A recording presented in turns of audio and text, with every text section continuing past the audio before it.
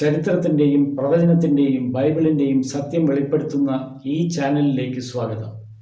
ഈ പരമ്പരയിൽ ക്രിസ്തീയ ചരിത്രത്തിലെ ഏറ്റവും നിർണായകവും ഏറ്റവും തെറ്റിദ്ധരിക്കപ്പെട്ടതുമായ നിമിഷങ്ങളിൽ ഒന്നായ നൈസിയ കൗൺസിലിനെ നിങ്ങൾ വിശകലനം ചെയ്യും.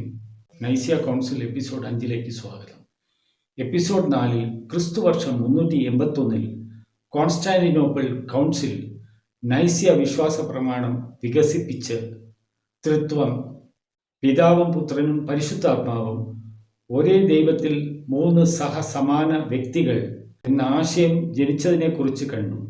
ഈ പ്രമാണം രാജാക്കന്മാരും മെത്രാന്മാരും ഒന്നിച്ച് കർശനമായി നടപ്പാക്കിയതാണ്.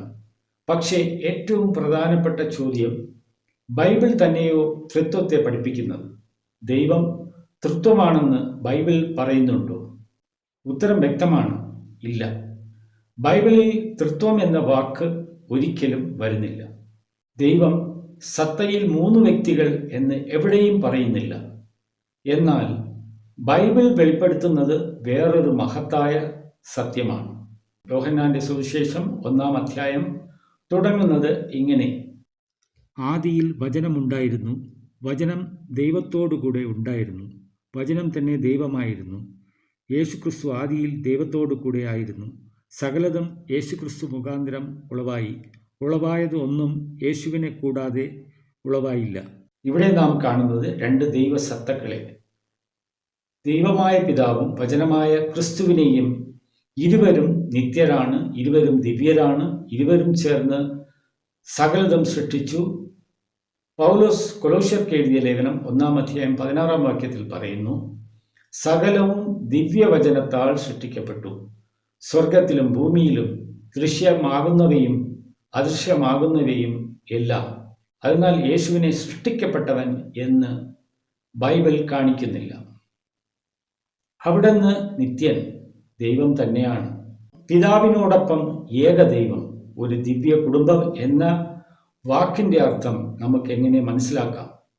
ഒരു ദൈവമേ ഉള്ളൂ എന്ന് തിരുവെഴുത്ത് കാണിക്കുന്നു. എന്നാൽ ഈ ദൈവം 2 സത്തകളാൽ പിതാവും പുത്രനും കൂടിയ ദൈവ കുടുംബമാണ്. യേശു തന്നെ പറയുന്നു, യോഹന്നാന്റെ സുവിശേഷം 10-ാം അധ്യായം 30-ാം വാക്യത്തിൽ, ഞാനും പിതാവും ഒന്നാകുന്നു. അതായത് ഒരേ വ്യക്തിയല്ല, എന്നാൽ ലക്ഷ്യത്തിലും മനസ്സിലും ആത്മാവിലും ഒന്നിച്ച്. ഇതാ അത്ഭുതകരമായ സത്യം.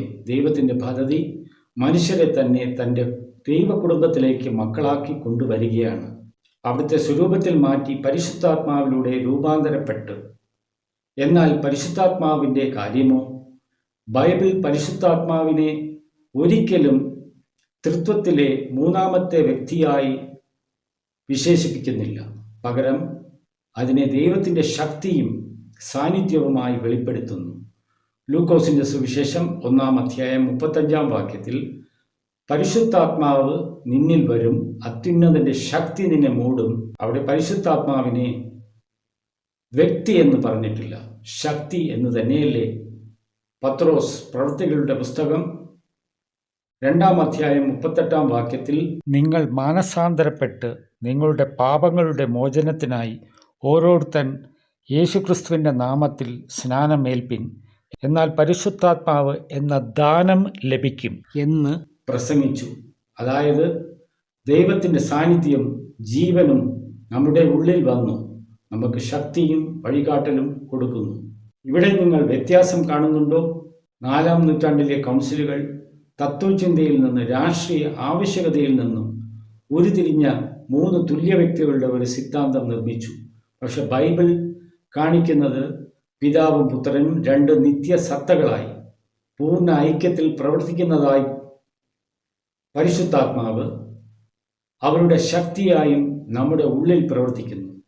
തിരുവെഴുത്തിൽ നേരിട്ട് വിവരിച്ചിട്ടില്ലാത്ത മനുഷ്യർ ഉണ്ടാക്കിയ സിദ്ധാന്തം പാലിക്കാൻ വിശ്വാസ പ്രമാണം ആവശ്യപ്പെടുന്നു. രക്ഷയുടെ അടിസ്ഥാനം ദൈവം ആരാണെന്ന് തെറ്റായി മനസ്സിലാക്കിയാൽ അവിടുത്തെ രക്ഷാ പദ്ധതിയും തെറ്റി മനസ്സിലാകും. തിരുവെഴുത്തിൻ്റെ സത്യം നമ്മെ മനുഷ്യരുടെ പാരമ്പര്യത്തിൽ നിന്ന് ബൈബിളിലെ ദൈവത്തിലേക്ക്, പിതാവിലേക്കും പുത്രനായ യേശു ക്രിസ്തുവും നമ്മുടെ നിത്യമായ വീണ്ടെടുപ്പിനായി ആത്മാവിൽ ഐക്യപ്പെട്ട് നമ്മുടെ നിത്യ വീണ്ടെടുപ്പിനായി പ്രവർത്തിക്കുന്നു. നമ്മുടെ അവസാന എപ്പിസോഡിൽ ഒരു വലിയ ചോദ്യത്തിന് ഉത്തരം തേടാം. എന്തുകൊണ്ടാണ് ഇന്ന് നൈസിയ കൗൺസിൽ നമ്മെ ബാധിക്കുന്നു? ഈ ചരിത്രത്തിൽ നിന്ന് നമ്മൾ എന്ത് പാഠം പഠിക്കണം? 21-ാം നൂറ്റാണ്ടിലെ വിശ്വാസികളായി നമ്മെ മുന്നിൽ കാത്തിരിക്കുന്ന പ്രതിസന്ധികൾ ഏതൊക്കെ?